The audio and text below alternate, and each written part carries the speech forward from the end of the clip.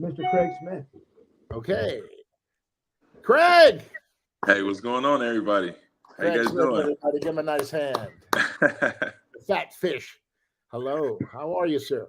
I'm good. I'm good. How about you guys? Oh man, we're doing good because we have you on the show.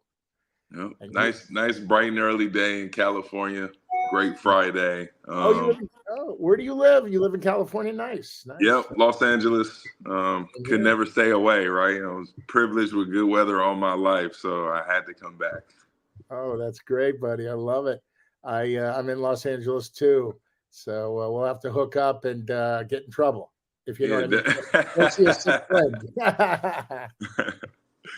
Fish, how do you know Craig? Craig Smith. We have a mutual friend, and then he said, "Just you want to talk to this guy? Play for the Clippers?" And I said, "Yeah," because in life you have to learn about losing before you win. And I grew up in LA, and Brad grew up in LA.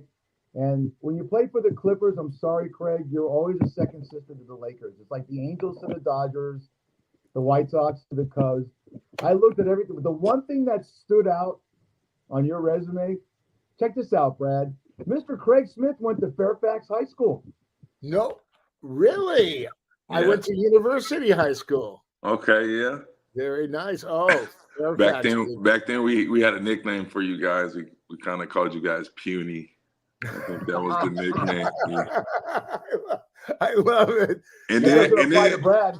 Fish, to your point, I mean, yeah, we were considered the second team, but I always have to go to the history and I go, if Mr. Bus didn't get like some type of help and advancement from, the original owner, which was Sterling, I feel like I don't know if the Lakers would be in that same type of positioning. So I go, the Clippers and the Lakers like co in hand, like so they're like together as far as like the history, and I don't think a lot of people like know that and know how like Dr. Bus had to get the team right. So just in that regard, I always keep that, so I always try to like say my little joke back. But being a Clipper, man, was really cool because it gave me an opportunity to come back home and play in front of my family and friends.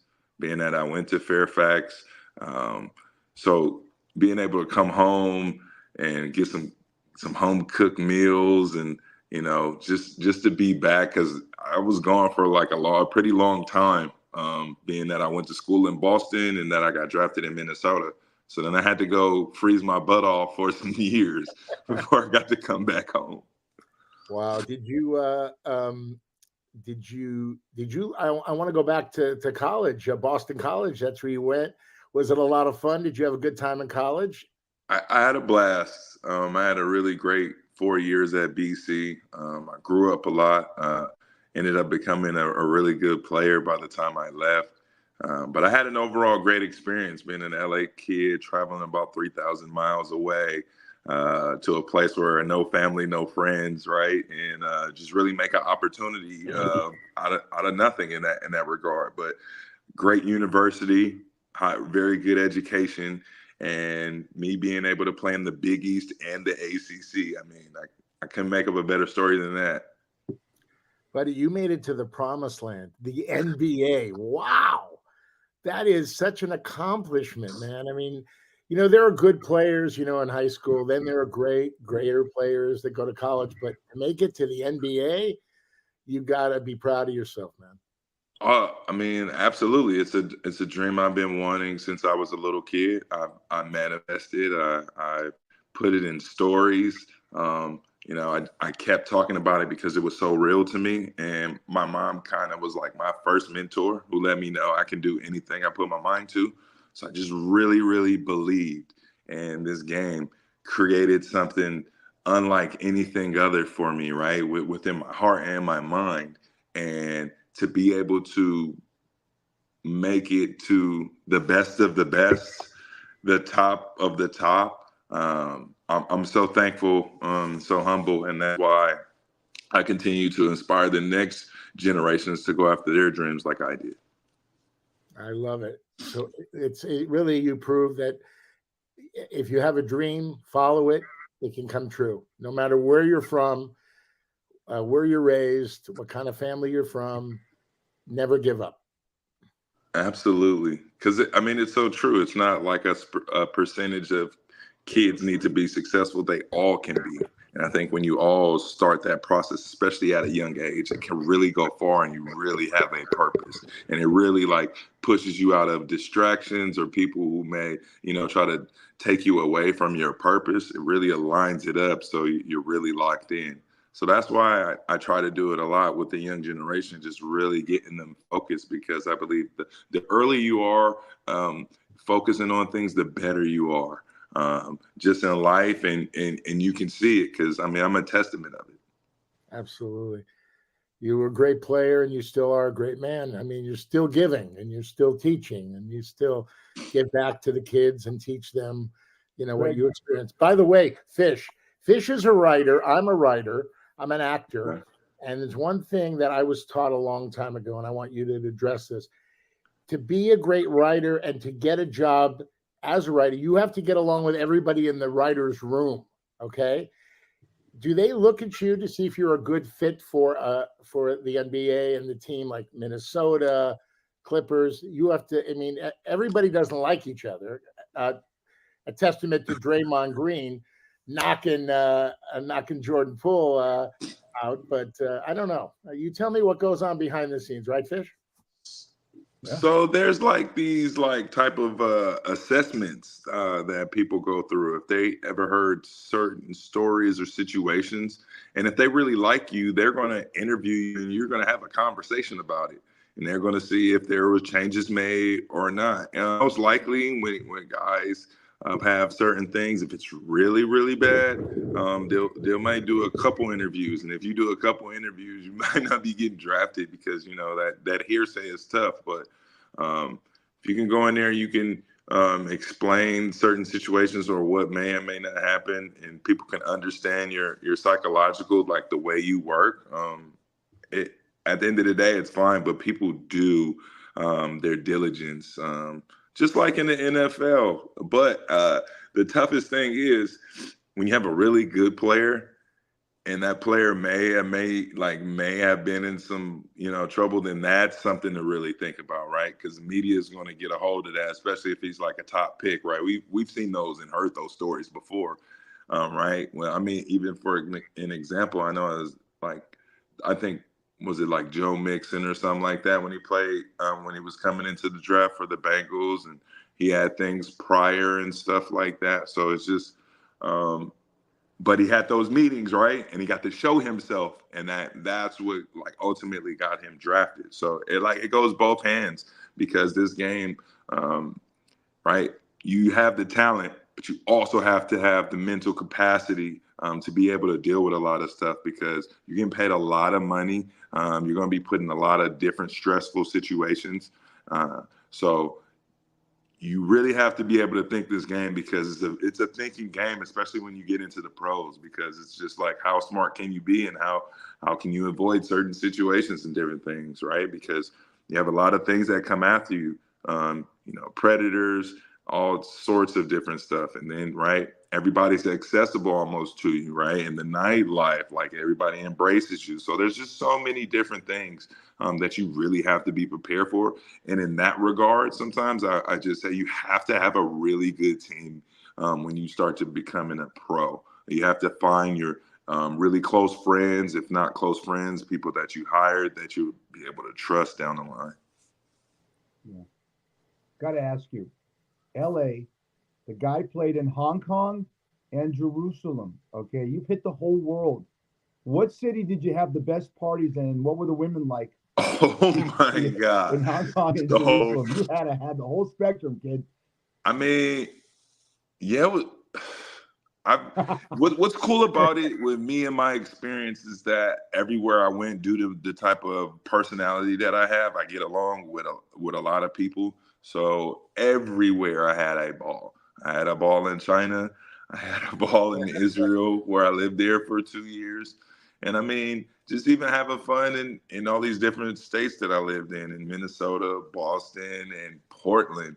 I really had a great time. And it was just really, really cool. Like I got to see like the other side of different things. Like as far as Israel, like I got to be part of like a singing competition, and the singing competition like kind of boosted me up into like a whole different spectrum. I sung the song was called Call Me Maybe. I sung that song and got rave reviews, and then that's when I noticed like, oh wow, like I should show a little bit more of like my personality off the court. And then being that Kevin McHale gave me the nickname of the Rhino, I mean it just kind of like took off. So in China I'm Shin Yu, and in Israel I'm Kanaf. So like that's so cool. And then for me, being a children's book writer, that's obviously gave me some creativity to think about the stories I want to present as far as having my China and Israel experience. Talk about that. Talk about transition. You're a pro athlete. And what a great that's wonderful. You're a children's book writer. Talk about some of the subjects that you've written about and where the books and where we can get the books. Well, the first one that I came out with, which is called Craig and His Magical Basketball, is basically the story of how I got to learn my passion through one of my favorite persons in my life, which is my mom, and understanding that due to this game, I can really do something special here. And the creativity of me having the magic basketball is really a force of creativity to where I'm showing the young generation how powerful the mind is and how you can really manifest things. So that's been my first book that's come out. But I'm looking forward to these other ventures that I have, which is the possible anime character of my Rhino. And there are some other children's books to where I do want to give Dr. Seuss a run for his money. I like it. That's great. That's great, buddy.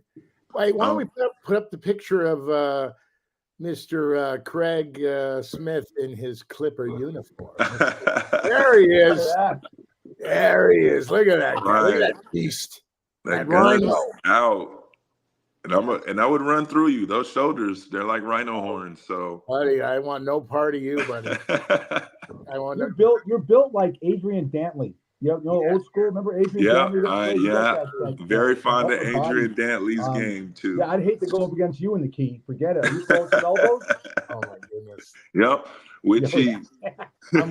I'm going to take a charge from you. No way. Oh God. Oh no, I have, as they put it, balletic footwork. So I see. I was a big guy, but I was light on my feet.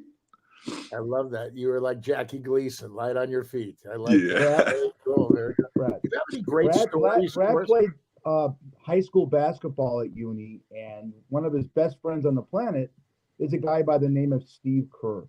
If Steve Kerr was coaching Brad on how to guard you, is there any chance? Nah. Are you a righty or a lefty? He can get it wrong. He gonna think a certain type of way, and that's what's so good about this game. Like people can perceive one thing about your game that they saw, but then they may have not seen you work or your evolution. So it's just like thinking previously when there could be some like I said, evolution of it. So he might be thinking, you know what, this guy's still playing the post. You could take a charge. But then when I go out and shoot the three, it's just like, okay, what do we do now? Oh, he knows I shoot the three. He knows how to handle the ball. Like, all right, what's going on here? Are you a righty or a lefty? So this is what's cool about me that everybody don't know. Like I'm kind of almost both. My mom's left-handed, but I got to use a lot of my left hand. Don't ask me why. I shoot pool with my left. There's a ton of things I do with my left. Like I even kick with my left. So there's just things about me that I love to use my left hand a lot. But I am right-handed, but I love using my left. By the way, as Fish told you, I played for the university high school varsity basketball. Yeah, and I was like, how are you and Kurt friends? Then you go to Palisades? Well, he went to Pally. We played each other. We were in the same league. And at Pally, I had to guard him. And I contained him to 7 points in the first half. Second half, 35. He had 35 on me. How By many the way, threes did he? Back then, okay, so back then, was he shooting a lot of threes too? Oh yeah. But there was no 3-pointer. No 3-point line. 82. I graduated 83. They brought the 3-point line in. So he was 1 year behind me. So That's cool. He So hit that three the a lot. line was put in when I was born, basically. Oh, there That's you what go. you're telling me. Yeah, I don't want to date myself for the ladies. Nah, But, no, yeah. because I get dated all the time. The kids tell me now, like, "Oh, you were born in the 1900s." You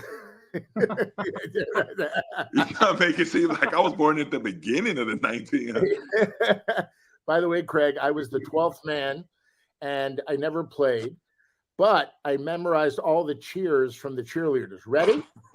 Jump ball, uni get it, jump ball, uni get it, jump ball, uni get it. Uni get it, jump ball. I memorized every cheer because I never played, but I had the best time on the team. You know, just being on the team, making it to the varsity was big for me because I loved. Oh, by the way, somebody brought me lunch on the bench. I had a ham sandwich during the game. I ate lunch on the bench. I just wanted to see if I could get away with it, and I did. The coach, I was so far away from the coach, he never saw me eat the sandwich. So, oh my you know the God. scene, Craig, in Fast Times at Ridgemont High, where Yes. Spicoli gets a pizza delivered in Mr. Hand's classroom. Yep. They got that from Brad having pizza delivered. Was on the bench. Oh God! Hey, Craig, you know it sounds like you have such a great influence on kids. And one thing I'm worried about being a dad is the calling of kids. People have said to me, "Hey, Fish, how come you don't coach Little League anymore? You did it many years after your son." And I said, "Well, I don't like the fact that in the Little Leagues here in Las Vegas, where I live, they give trophies to everyone. If you're in 8th place, you get a trophy that says that, and I can't stand that. Don't you believe, Craig, and I'll ask Brad this too, both of you guys, don't you have to lose a little in life to learn? And when you coddle kids and say, oh, it's so nice you finished in 8th place, isn't that crazy? I mean, when I was a kid, it was 1st, 2nd, and 3rd place. get that. Yeah. Oh no, go ahead, Brad. What was you gonna say? Oh no, I was just saying. Somebody answer that phone. I'm kidding. Oh yeah, I was like, so, just my thought on the participation trophies. Yes, at the end of the day, everybody is a winner because when you go out and you compete, right, that takes a lot, right, to go out there, try to show your skills and give it the best you got. I understand that part. But then when it comes to winning and losing, we've always been in competition. And to see it like kind of changing that perspective is a little bit different. But I can say I can understand both, but I still do like the fact of, hey, if you're not first, you're last. And there's some growing pains you have to go through, right? Because in life, right, you can't win everything. And you're going to have to learn through certain situations that will make you better. So in that regard, that's not helping that situation to let them know, hey, you need to get better. But it kind of is because it goes, well, it's not the first place trophy, but it's a participation. And for me, being a competitor, I'll be mad as hell. I got a participation trophy and I didn't get the first place trophy. This is the last place trophy. So every time I put this on there, this should be motivation for me. This last place trophy, this is what they think of you. Right. Right. So you can utilize that as fuel, but you got to figure it out how to in that regard, because it's a new age thing. Back in the day, it was just like, all right, we lost. We ain't getting no trophy. I want a trophy now. Right. And now it's just like the comparison is different. I got a participation trophy because I participated. All right. Now I need the first place trophy. The trophies are huge. And I saw a 7th place trophy for the Yankees, right? And it said 7th place. Do you put that in the mantle in your bedroom so when you bring a girl into your room and she looks at it, it says 7th place? No, you don't put it in the bed, but I think that's a good I'm really motivator. against it because I think that when we were kids, 1st, 2nd, and 3rd, and that was it, you know. And really, what did you do for the kids? You took them to Dairy Queen afterwards after the game, and you were supposed to have fun. Remember those days, Brad? Oh yes, Dairy Queen. Did you say Dairy Queen?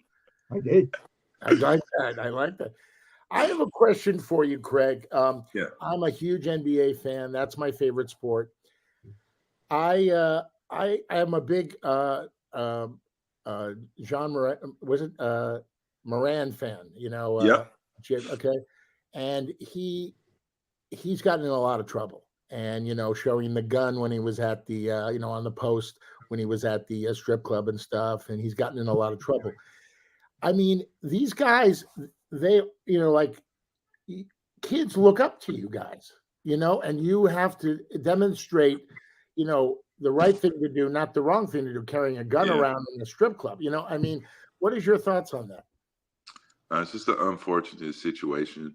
But it's a very tight and difficult one, right? You being an NBA player, you're one of 5,000 who ever played the game. You have a lot of people that come at you in different situations, and you come from an environment that always hasn't been kind to you in regard. So sometimes you can be a part of that product, and sometimes you're young. You have friends with different influences, and that's where I talk about the importance of making sure you have a strong mental and you got strong friends going into there, because sometimes they can put you in very difficult situations. Now, mind you, sometimes it is harmless, but being a product of your environment and seeing all these different videos and different things that go on these social media platforms, it's like, I want to do my thing and state my name, and I feel invincible too. But in that regard, the only person you're really hurting is your situation. Now, you built yourself to become a league player. There's no reason why you should have had a gun at all. Security for you, or one of your friends who play security should have a gun for you to protect you, right? And that's when you hire him for security. But you don't need to be out here doing that, because you are a role model in some regards and kids look up to you. So you don't want all these kids to come out here and do this thing. And we already have a gun problem in the United States of America, where a lot of people like certain things that are going on and a lot of people don't. So there's an uproar about these things, and you can't be adding to that because you are under a microscope. Like I say, for a lot of NBA players, we made it to a place of a euphoria that people are looking for us to fall down. Yeah, I just can't believe it, because kids do look up, and if they see John Moran with a gun, they're going to go out and get a gun. You know what I'm saying? It's cool to carry a gun in a strip club or carry a gun to school. Look what's happened in our schools. I never saw a gun in my school. Oh my God. It's scary. It's really, and that's what I said. Like even me, I didn't have to deal with really wondering if somebody was going to bring a gun to school, right. Yeah. or shoot the school up. That's a totally different era. This is an era where I can't relate to that because it didn't really happen to us like that. Absolutely. So that's where it goes. Different era, different times. We all go through our own different eras and different times of things. And now they're dealing with a lot of gun violence and senseless, right? Because people go in and try to shoot kids. This is kind of crazy. Yeah, I want to segue. There's one thing about any career, any sport, when it's time to say goodbye, close the chapter and move on. How did you know it was time for you to move on? Because look, Michael Jordan came back. Okay. He blew out his knee with the Wizards. Okay. Muhammad Ali, my hero, was pummeled in the corner by Larry Holmes in Caesar's Palace. And Larry Holmes was turning around to the ref. This is my hero. Stop the fight. Right. Yeah. And Tom Brady, he didn't go out. Can you tell us, it's always good to go out on top, right? These guys don't need the money. They come back because they missed the spotlight. Am I right? It's like the spotlight, but then you got to remember, we played this game for free. We love this game. We just start getting paid later. It took us a lot of years, right? Right. Some of us start really young, so it's the passion. And we have to do certain things a lot of people don't, because a lot of people come out and they say, hey, I want to work towards this job, but just being a doctor. And I'm going to be a doctor for 40, 50 years, and I'm going to retire. That doesn't happen in the game of sports. Right. We have a small window that could range from 1 to 20 years, right? We got 1 to 20 years. It could be cut short at any time. And then what? You have to get another type of job.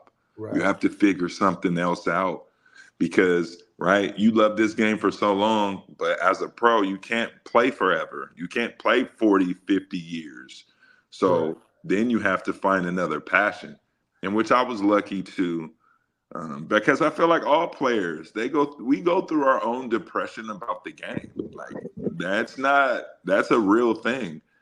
We played something forever to where we felt like a superhero, and now we got to take our superhero cape off because it's just done.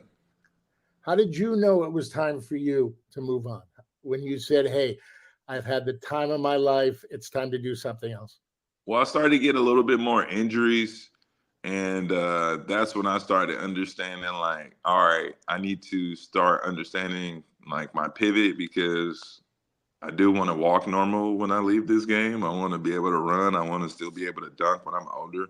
So I just started thinking about it. And then after, like, my Achilles, I was like, all right, I don't think I'm going to do, like, overseas anymore. If there was a league opportunity, maybe, but I think that may be done because after I came in China, I was supposed to work out with Golden State in 2014. But a minor injury happened, so I didn't get that there. And then after, I had the Pelicans look at me in Israel because I had almost like a 40-point game there. But I just started really thinking, and I started getting into a little bit of broadcasting out there in Israel. Oh. So I started sensing that a little bit about, okay, I can do certain things on TV, and maybe I do look at broadcasting. And then it goes, well, I do want to write a children's book, but what does it look like? And Israel was one of those places where it kind of let me know I was going in a certain direction. I went on like this really big time TV show. It was like a sports show that everybody watched on a Sunday night. Once that happened, they ended up giving me a blog to write in the newspaper.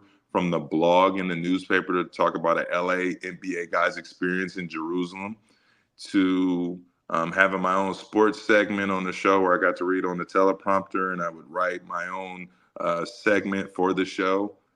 So these things were helping me along the way. And then now, like, right, getting back home, and obviously, my Achilles, like, what am I going to do? Like, all right, this is frightening now. Like, this is abruptly almost ending.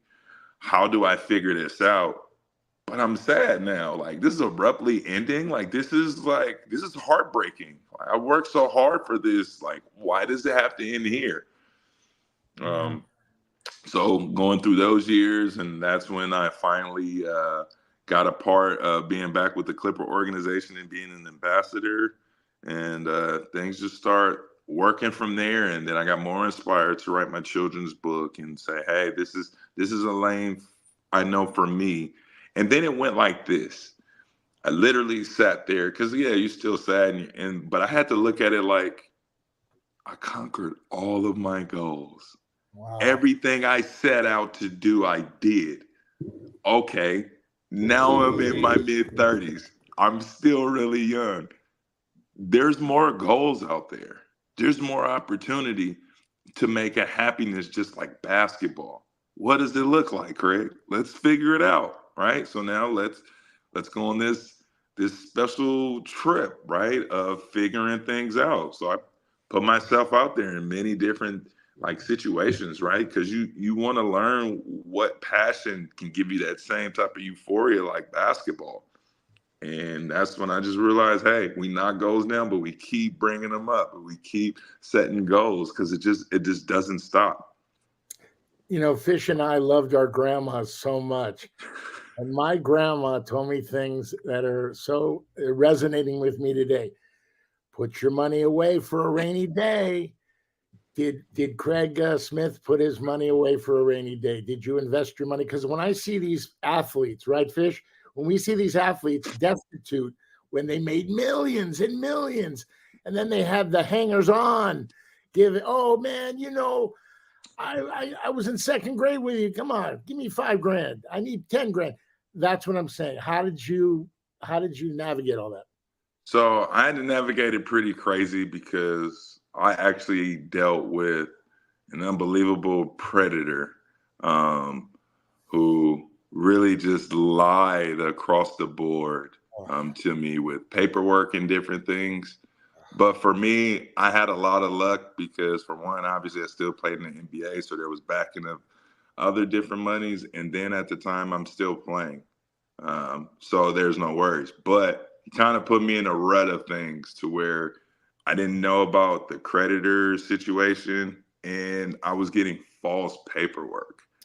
So I ended up getting a big judgment, which was really cool. But I think the thing that I learned a lot was just like, for me, was making sure I had an earlier team. So for me, I had came in everything and I had to learn everything myself. Like there's nobody I knew who were capable of understanding money at that type of pace that fast, right? My mom worked at UCLA. I'm the first to go to college in regard, so everything's pretty much of a learn. So I have people who take advantage of me. Now, do I look at it as, oh, like boo-hoo? Like a little bit, but at the same time, I couldn't cry wolf or play victim, right? There was a reason for me to understand that, and that was just to put me in the best position possible to where I run everything across the board that I do today. And not only that, it's just like I've only gotten good karma out of it.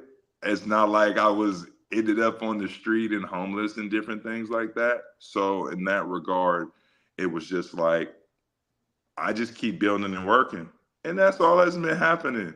And things are still good and great. And I would never be in no crazy position in my life. So I really can't complain in that regard. I know I live in a multi-million-dollar mansion. No, I probably will in the next few years, though. But I don't know if it would be that big, to be honest. Right. And I always feel like this is one of the greatest stories. I got put in a position where they tried to put me down, but all I keep doing is going back up.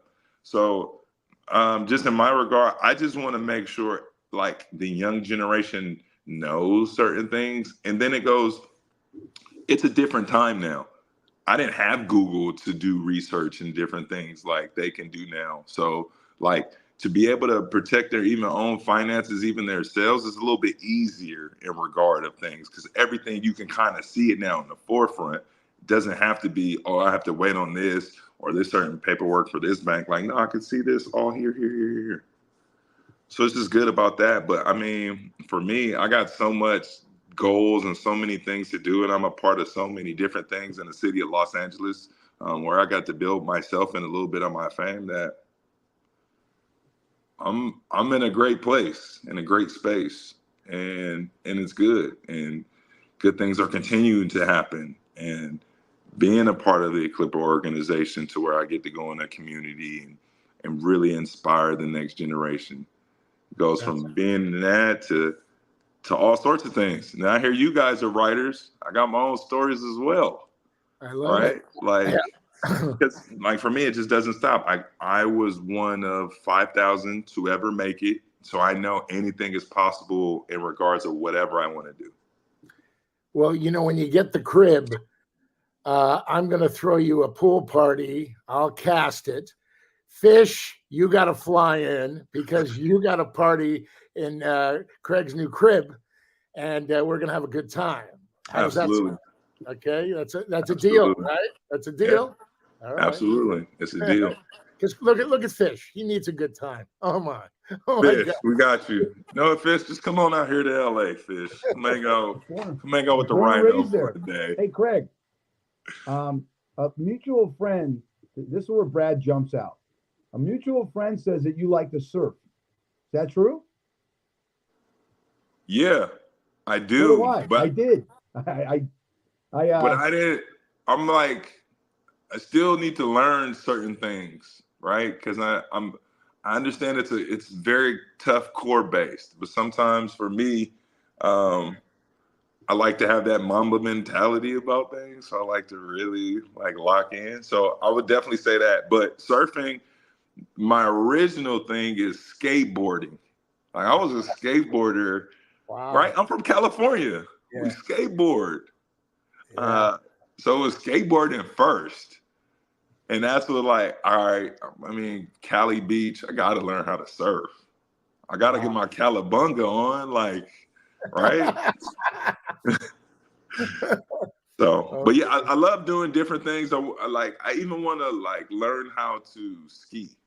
You know, basketball players, I've never even been a big bear. Wow. Yeah. So these are the things now I feel like, oh, I got like a little bucket list. Like there's some things, like some cool things I want to do now. Like even in my own city, like I feel like, you know what? I just want to get on like a TMZ bus and just ride the bus tour one day, like, and just be just low profile. But like these are like cool things I want to do because like I feel like some normalcy of things, like for me, because I feel like we do so many different things at a high level. It's just like I just want to go do something normal. I'll go on the TMZ tour with you. You going on a TMZ tour with me? I've never been on it. Let's do it. Yeah, see? Ish, when you come to LA, let's all three go on the TMZ tour. I got a better idea. Okay. When I come to LA, you and Mr. Craig Smith are going to play a game of horse. Whoever loses has to get a surfing lesson from the one big fish over here, and the loser has to buy us all lunch. Guess what? All right. Let's bet some In-N-Out burger. How do you like that? In-N-Out burger.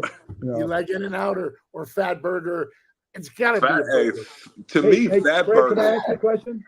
We're big on this podcast with family and animals and philanthropy. We love dogs, we love cats, but we're really big on anti-bullying for kids, and we're really big with the Be Kind Project and then Molly's Challenge. You seem to have a lot of influence when you can work with kids. Is there anything you could tell the viewers that could help stop this? I know that I don't want to go Debbie Downer here, but could help stop this crisis that we have with teen bullying, because Brad said it. Brad was bullied as a kid, but he never took it home. And because of the phones that we have nowadays, kids are going on their Instagram and Facebook and they're going on everything, and they're getting berated at home, and it causes tragedies in families. Do you have any advice you can give to our listeners and viewers? Before you answer that, Craig, I want to tell you, my dear friend Andy Klein, I went to Emerson Junior High and Union. Wow, Emerson. Okay, you're bringing it back. Junior High, yeah. And his daughter, 13 years old, Molly Klein, she was bullied to the point where she took her own life. So we have decided on our show, Fat Fish, to that is going to be our challenge to get the word out there and stop this. This is crazy. I mean, the bullying. I mean, these kids on the phones and all this stuff. What are your thoughts on that? Well, one, it always comes out to say you got to be careful what you say on social media. I think I always go out and I express this to kids, and that's why I try to push them on their endeavors at a young age. Because for one example, when I felt like I loved the game so much and I knew basketball was going to be something from the age of 3 on, there was nothing that can deter me, nothing that can distract me because of my focus. And that's what I want the young generation to focus on now. It's about your endeavors or your purpose. And if you have a purpose, you don't have certain type of distractions. So you don't even get to entertain some of those things. Now, mind you, this is a totally different platform. And right, social media, right? There's so much that goes on and we've never experienced it. But at the same time, when you understand right from wrong and you've been put in certain situations where you learn, then you'll know. So in that regard, it's like I'm focused on my endeavor. I don't have time to worry about this, that, or the other. Like I can avoid it, right? There's easy to where I always say, hey, you can be in your own lane.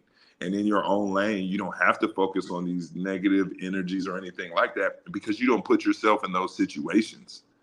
So being that it is on social media and these different things like that, there is an avenue where we can build this positive mindset and this positive attitude to where we get kids to speak up for themselves, right? Understand what's not okay. And that's a good thing because we want kids to start talking about that. If something means enough for you, right? Like I've had situations where friends, right? They want to bully me because I don't want to go hang out with them. I'm not worried about that. I need to go to the gym to get better because my purpose is so much bigger than what this situation currently is. And it doesn't make sense for me to do this or to do that because X, Y, and Z. Now I'm thinking about it. Now I have a choice to make. And that's what we got. We got to give these kids these choices and let them know, hey, you can do anything you put your mind to, but hey, these are these situations. These are red flags. If we put these notices out here and have everybody mindful, then we have something to look forward to. But then it goes, if we're all focused on our endeavors, who has time to bully? Amen. Amen. It's just a very important subject. It's a very important subject. Segueing, we have a little segment on our show. We ask our guest, what was the first job you ever had? How old were you, and what did you do? Did you work at Carl's Jr. or McDonald's? What was your first? Ba-da-ba-ba-ba. No. Surprising, mine was McDonald's. They didn't pay me. They paid me in food and burgers. And how much was the burgers back then? Oh, God. Well, I only lasted one day because I was 15 and a half, and they fired me the next day. I painted the poles out in the parking lot yellow and brown. Then I went to the bathroom, and I was painting the bathroom door, and some guy walks out, and he had just taken a steamy one, dropped the kids. Oh, man. Oy, Vaismere. Oy. It wasn't too good. Then the next day they said, you're done. I go, what? It was, yeah. But they, I think the burgers it was like $1 something. It was crazy. Yeah. I'd have been a hamburger back then. Because I knew those burgers were real good on the grill. They was actually cooking them low key. Yeah. Yeah. What was your first job? My first job, I did the scoreboards for one of my assistant coaches back in high school, where we did the Little League games. So I used to go to John Burroughs and do like 10 games, make $10 a game, and got money for the week. Like, I understood certain things. But then there was also certain situations too. Like, I just knew how to hustle in regard. So back in the day, like, you could take people's carts and put them in and get quarters back. So I would just ask people, hey, if you want me to take your cart back, ma'am, sir, I'll be glad to. Now I got $5. Yeah, I'm there for 2 hours, but I got $5 now. You mean the carts at the market? Yes. Oh, at the market. So like at a Ralph's, you were able to go put it in and you get your quarter back. Because obviously you had to pay for it, right? Originally in the store. Oh, that's right. That's right. So I would do stuff like that. I would do anything I could. And that's why it just goes for me like, well, when that craziness happened to me, it was just like, man, I was way poorer than like this. Like, like this is like nothing. Like I literally was pushing carts in there. It's not that bad. That's right? Great. On the scale of life. But yeah, like I did the scoreboard, and that was pretty cool. To make a little money until one day I had to take this girl out. Here we go. Oh man. So I ended up going to Lawry's. Lawry's Prime Rib? Lawry's Prime Rib. I'm 15 years old. This girl goes, oh my God, you can afford me. And I'm like, don't we go to the same high school? Took all my $100 right there. That's when I was like, no, I ain't got no money for the week now. You got some expensive taste. And that's when I knew too, like, oh, okay. All right. Some women can be really expensive. They like to be wine and dine. So you make sure you got to have some money for that. Or if not, you could go broke. Right? That was another early learning lesson. Oh my God. Well, geez. Well, Fish and I want to thank you for being on our show. Let me tell you something. We want you to give Mama Smith a big kiss because she raised a great son. Okay? I appreciate it. But she'll kill me if she lets you say Mama Smith. She goes by her maiden name. She's Mama Christian. So Mama Christian. Mama Christian, they didn't know. Sorry. She did good. Fish, right? Didn't she do good, Mama Christian? Well, I got to go back to like taking the cards back and getting the quarterback. I'm a Raiders fan and I'm pissed off right now. Can you get me a quarterback? You can't see me get a quarterback. I think I can, low Big key. football I think fan. I can. There might be some Craig, machines still out here. Are you a Raider fan? Are you a football fan? Yes. Can I tell you about my story real quick? Yeah. I think it's pretty iconic, and I would love to tell my guy one day. but I'll let you know who it is. So LA football teams, they're like runaway dads to me. Okay, they've been in and out, right? It's as long as I've been around, I've never really had a team here. Like, I've heard about the team, right? But I never got to experience it. And then going to Worcester Academy, I got to sit on the couch one day, and I see this guy, Drew Bledsoe, and he gets cracked. I'm like, geez Louise, I don't think that guy's going to play again. Then they talk about this guy named Tom Brady. Talking about how he was the last pick in the draft, and he's an underdog. And I was like, hey, I'm an underdog too. Like, nobody thinks I'm going to, like, make it, right? So I watch this game. He wins. All right, I'm going to watch this guy. I didn't know at the end of the year he's going to win the Super Bowl. I didn't know, like, this. So organically, me going to Boston, I became a Tom Brady fan. Gotcha. And people are like, you're an LA kid, you love Tom Brady. Like, what, you love Boston? I'm like, yeah, Boston's gave me like an unbelievable experience. Like, right? Like, I have this experience with Tom Brady. I mean, Bill Belichick came to our games, right? The Celtics came to our games. So, like, all this history, and then there's this really cool fan base, right? So I became a New England Patriots fan, and we ended up winning 6 Super Bowls. I still went with Tom to Tampa. I was a Tampa Bay Patriot. Wow. And you're friends with him? Are you? No. So what's funny is I seen Julian Edelman, like, he was up at Crossroads. I think he was doing something for his daughter. And I just got to see Jules, and I'm like, oh, Jules. And then I have one of my old trainers. His name's Gunnar Peterson. Oh my God, yes, he's a big. He was cool with Tom, so I always used to, like, relay a message to Gunnar to be like, hey, tell Tom this. He's my guy. Gotcha. But I gotta meet Tom to really tell him his story and, like, how he helped me as an LA kid in Boston. Just by his determination, being the last picked. And he, it was one of those things where, this is another thing. Let me know I can do it. That's right, man. I tell you, no matter where you are in life, my dad always taught me this. My dad's 91 years old. My mom's 83. I take care of them. And I'll tell you something, my dad has given me so much wisdom. He always said, today's a bad day, right? But tomorrow, clean slate, brand new day. And as an actor, my life has changed overnight. My mom said, oh, why don't you find something else if things are not going well? And then overnight, I got a big movie with Demi Moore, Striptease. I got a pilot. I got 3 national commercials. You see how life can change overnight? You never know. Absolutely. That is my alumni. What's cool is, I just got inducted into the Fairfax High School Hall of Fame. Oh, there we go. Demi Moore is one of the alumnus. Oh, is she? Yeah. Oh, that's nice. She went to Fairfax. So that's shout out to Demi Moore. I added her too when I got the post. But yeah, she was so good to me. It was an away game. I had to go to Florida, Fort Lauderdale, and she was so nice to me. It was my big away game. I'd never been away and done a movie, so it was great. It was something I'll never forget, and it was great. But we want to thank you for being on the show. Craig, you're going to come back on. Fish, can we get Craig back on the show? Yeah, let's do it. We got more books. We got a lot of stuff going on. We got stories.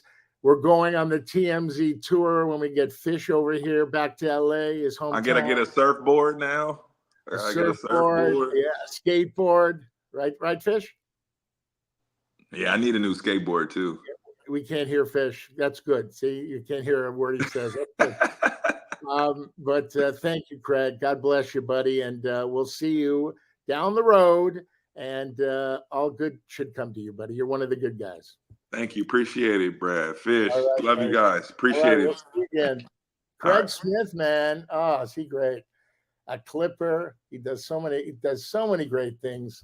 Look at this guy. What a beast. Jesus. I think I could take him, though, Fish. I think I could take him. No, I can't take him. Fish, what happened to your volume? What's going on with you over there? There's nothing. I can't hear a word you're saying. So I'll do all the talking now. Thank God. That's how it should be. Fish, let me ask you a question. Football. All of these quarterbacks are leaving. We got Hunter Renfro. He's got cut by the Raiders. We got Jimmy G. He got cut by the Raiders. Jimmy G called me right when he got cut. He said, let me tell you something.